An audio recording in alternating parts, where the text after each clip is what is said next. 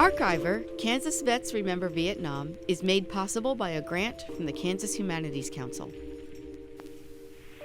This is Twilight 2-4. That flare bird's going to have to refuel, so he'll be breaking station shortly.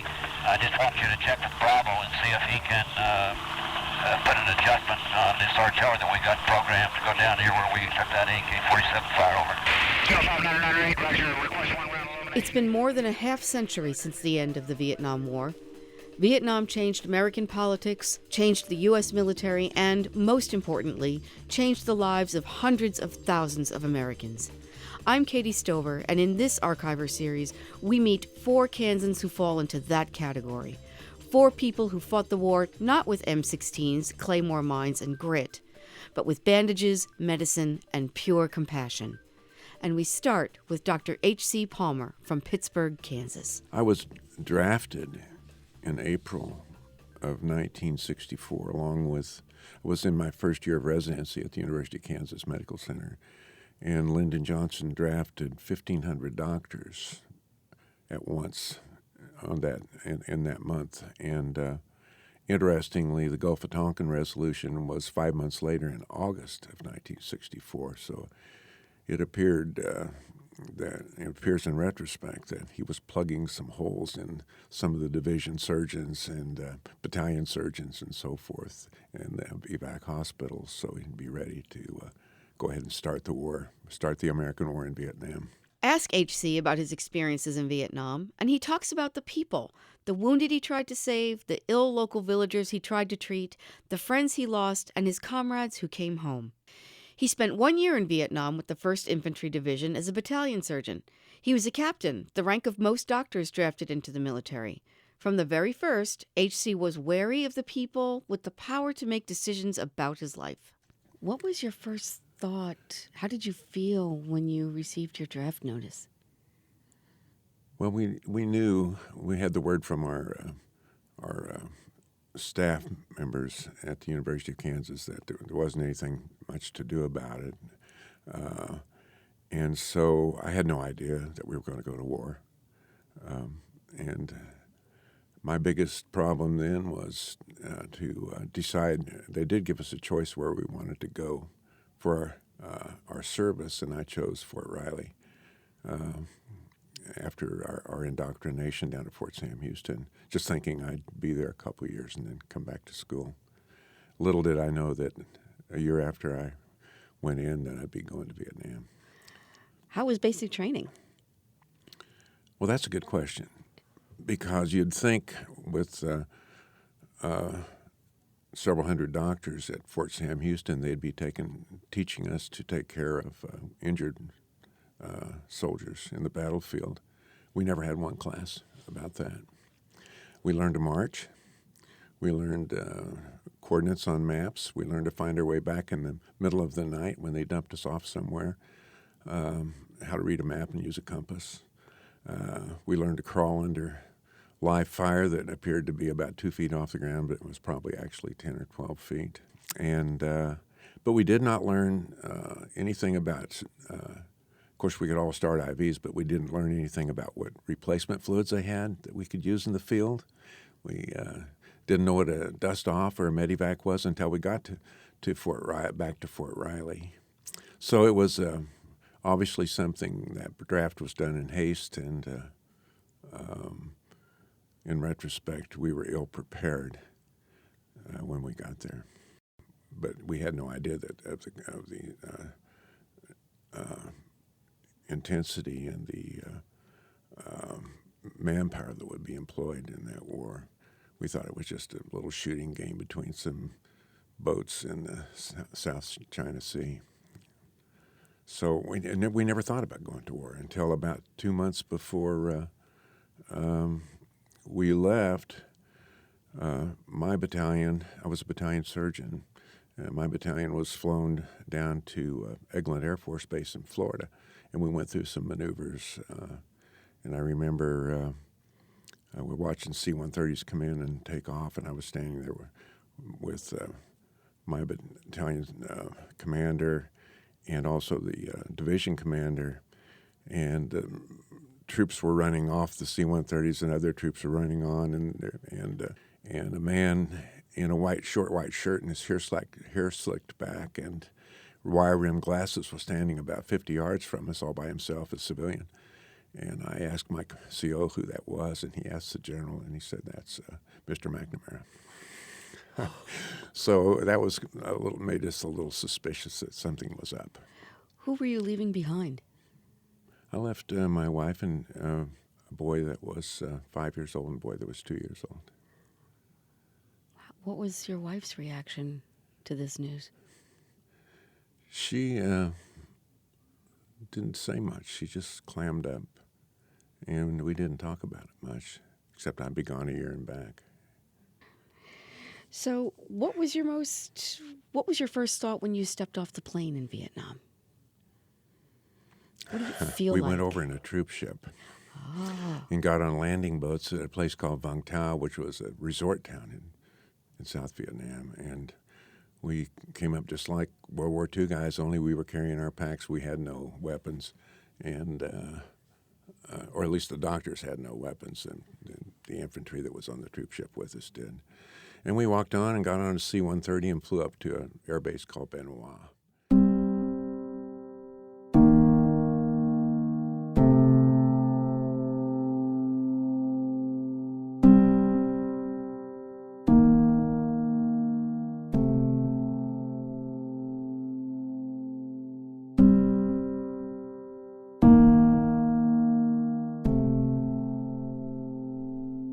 I remember the second morning we were there, we were just waiting to find out where they were going to send us. A helicopter crashed, and not too far from us, and we saw the fire and the smoke, and it was a Chinook, a big Chinook, and it had jet fuel on board in 55-gallon drums, so it was a big fire, and there were bodies around burning, so we said, oh, this is serious, you know. This was self-inflicted. It wasn't shot down. It just crashed for some reason. So that was the first sobering moment that we had there. This sobering moment wouldn't be the last, and it's this memory that leads to other memories, all featuring faces from the war HC has never forgotten. The hardest part was some of the injuries. Some of the injuries from weapons or 105 or 155 shells that had been booby-trapped in the middle of a road or something, and taking care of those guys and getting them out. I suppose the worst thing I saw was one of our medics had been shot in the head by a sniper, and I wrote about that in my book. And he was a medic from San Diego, and he was a surfer. He loved the Beach Boys, and he was always singing Beach Boys song. And I think he was singing a Beach Boys song when he was killed. And he was also using the latrine.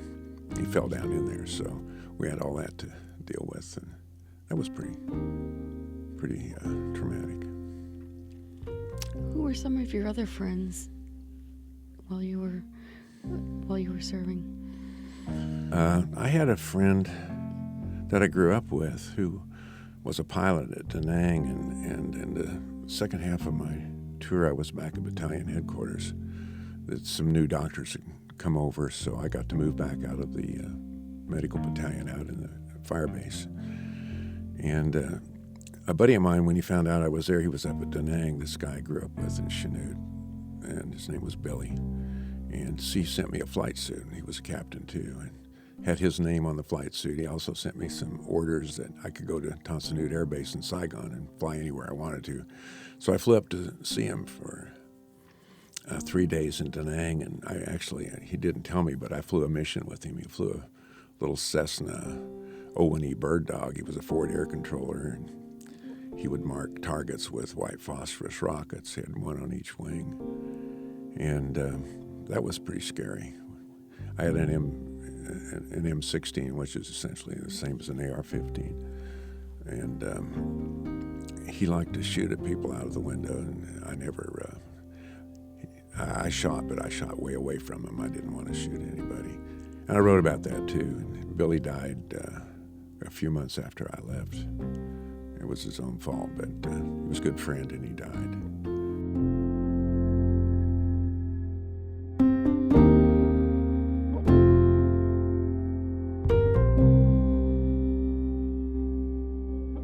For H.C., his personal turning point came on a hotel rooftop with a friend, while the two of them sipped wine and watched the war in the distance. I remember one night we were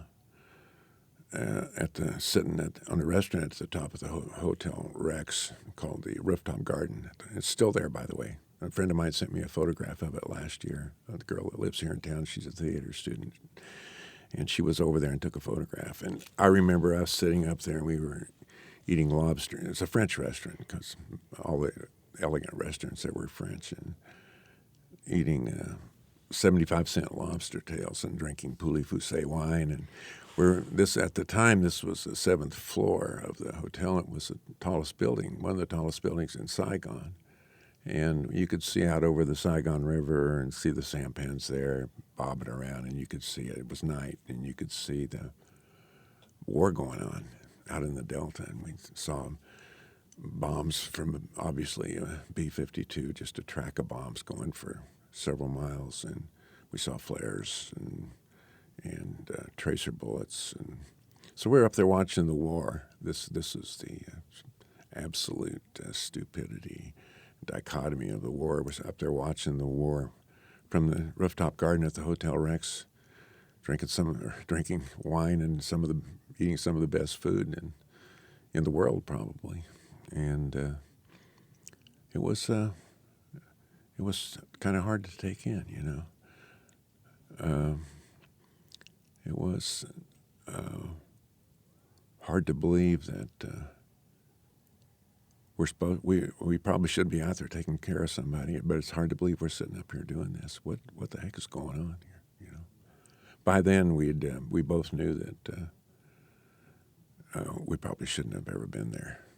Well, we knew for sure we should never have been there, and that we'd been lied to, and the whole war was based on not a lie, but several lies by several presidents down over the years, including the domino theory, which we figured out by then was a lie as well. Sounds like that dinner, that night out, that elegant night out, was a turning point for you? Yeah, that was about when that was a turning point for both of us. My friend, by the way, who was with me, who was the most decorated doctor in the Vietnam War, whenever a Special Forces A team would get hit, they'd fly him in with a bunch of fluids and blood and antibiotics, ammunition and so forth, and he'd stay out there till the A team was no longer threatened, and they'd pick him up and bring him back. But he received a Distinguished Service Cross and a Bronze Star and 2 Purple Hearts, and should have died, but he didn't. And I'm glad he didn't. We're still very close friends, and we get together and talk and have some pretty interesting conversations, and they always still involve the American War in Vietnam.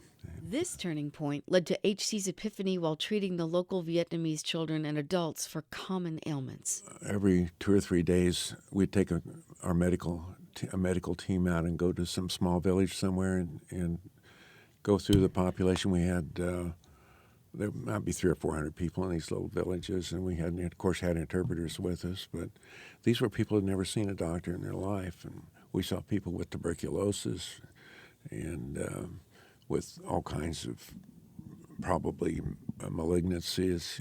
We saw the kids were just basically had their skins had dirty skin, you know, and they go wash off in a creek or a river somewhere, but there's somebody upstream using it as a toilet, you know, and it's pretty dirty water. Lots of little bugs and little leeches that live in the water, so they've got all these parasites, and so that was the great thing about it is we had the means to treat them for most of the things if we could diagnose it, and that was, you know, I learned these people were nice people. They're just people that don't have much. They're living out there. They're happy rice farming, but they don't want to be sick. We were able to help them, but at the same time, maybe their sons or husbands were Viet Cong, and I can recall treating several young men with injuries that were probably shrapnel injuries or something, And the interpreter would say, "Doc, I think he's BC," and I'd say, "Well, we're just going to treat him like anybody else and don't tell anybody." Because I remember we were doing body counts then, and they would bring dead Vietnamese in, and some of them were young boys, 10, 11, 12 years old, and I don't know whether they were out really, trying to lob a little mortar into a fire base or shooting some weapon. They were probably too small to carry an AR-15. It would knock them over when they fired it. But our medical commander and the people in charge said, your job's not to find VC. Just treat people that are hurt or sick. And that's what we did. So, and that was a meaningful part of being there. I probably did 25 or 30 of those. They were called Medical Civil Action Patrol MedCap operations. Did you mostly treat children or adults? Well, we treated the children, but the adults would be more chronic things that we couldn't treat. But we did have the interpreters get them into Saigon. We were just 13 miles from Saigon, so we had a kind of a pathway to get them into a hospital there and get them seen. We even offered transportation to take them in there for at least one visit. So if they had tuberculosis, they could get started on some drugs. If they had malaria, of course, a lot of people have malaria over there as well, and a lot of skin diseases from parasites and so forth. So that was a good part, and that was the part that you realized that the only difference between you and them is they were born there and you were born over here. There's no otherwise. There's no difference. And they're good people, and that seeing those people and understanding we had invaded their backyard, they didn't invade our backyard, was after a few months was pretty much turned against the war.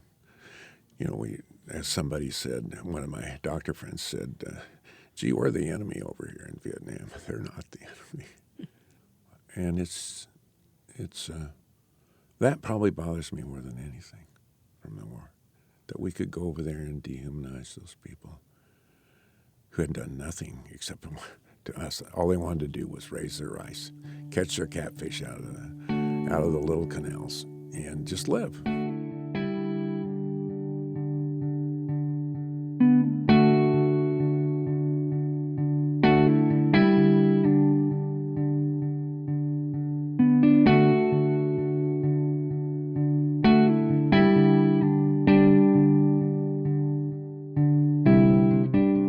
Do you think the United States lost the war in Vietnam?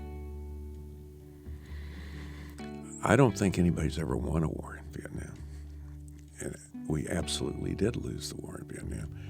I work with vet riders, and I've worked with some vets with other problems, Vietnam vets. And there are vets that, will say, I said I was the enemy in Vietnam. They'll say I was killing the enemy in Vietnam. Well, I think that's a stance they take because if they didn't believe that, if they didn't truly believe they were in the right war and doing the right thing, that they would have some terrible moral issues to deal with.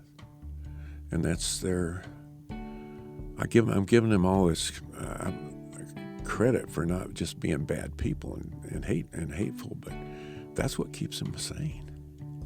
To believe that they were fighting a war they should have been fighting in. And I don't know how. I've never tried to convince anybody like that they're wrong, because I'm afraid to do that. They might kill themselves. Suicide's a terrible result of war, and it's not getting any better.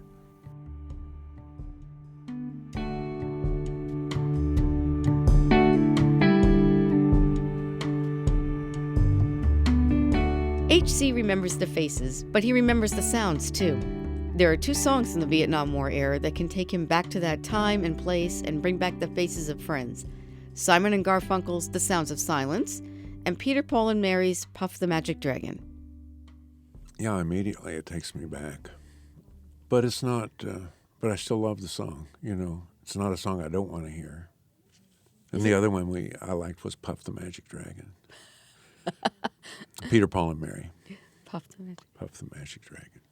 And that's just because of its lightness. And nobody had pot yet in 1965 in Vietnam. So I might have liked it better if they had pot. But, yeah. That's two ends of the spectrum. It is, exactly. Hello, darkness, my old friend.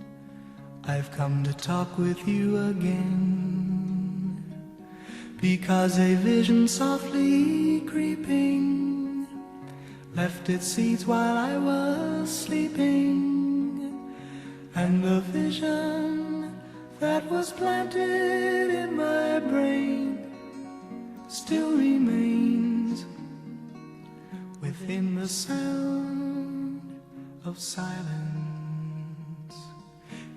Lightness and darkness, though. Yeah. That does seem to make a little sense. So whenever you hear those two songs, you're jerked back? Yeah, but not in a bad way. Yeah, so that's good. That is good. When my eyes were stared by the flash of a neon light, it split the night and touched the sound of silence. And in the H.C. Palmer returned to Kansas City to complete his medical education. He practiced internal and sports medicine for over 45 years, nearly 20 of those in Kansas City. When he retired, H.C. turned his attention to writing poetry to help him work through the memories and experience he still carried with him from Vietnam. In 2014, H.C. co-founded and organized Kansas City's Veterans Writing Workshop. His debut collection, Feet of the Messenger, was published in fall of 2017 and was a finalist for the Thorpe Men Literary Excellence Award. Silence like a cancer grows. Hear my words that I might teach you. Take my arms that I might reach you. But my words, like silent raindrops, fell and echoed the wells of silence. And the people bowed and prayed to the neon god they made. And the sign flashed out its warning in the words that it was forming. And the sign said the words of the prophets are written on the subway walls and tenement halls, and whispered in the sounds of silence.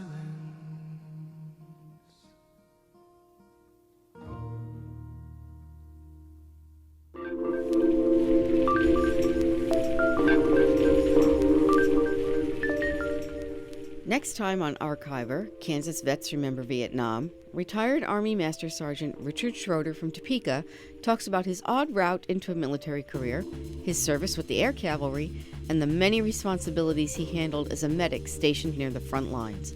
You could say that a regular day, there was no regular day, because some days were very slow and very monotonous, for lack of a better word. Other days were busy because we were getting wounded in. Archiver is produced by Sam Zeff in conjunction with Do Good Productions, where Nancy Seelan is executive producer, and with Matt Hodap at Fountain City Frequency. Archiver, Kansas Vets Remember Vietnam, is made possible by a grant from the Kansas Humanities Council. I'm Katie Stover, and I'll see you on the next Archiver.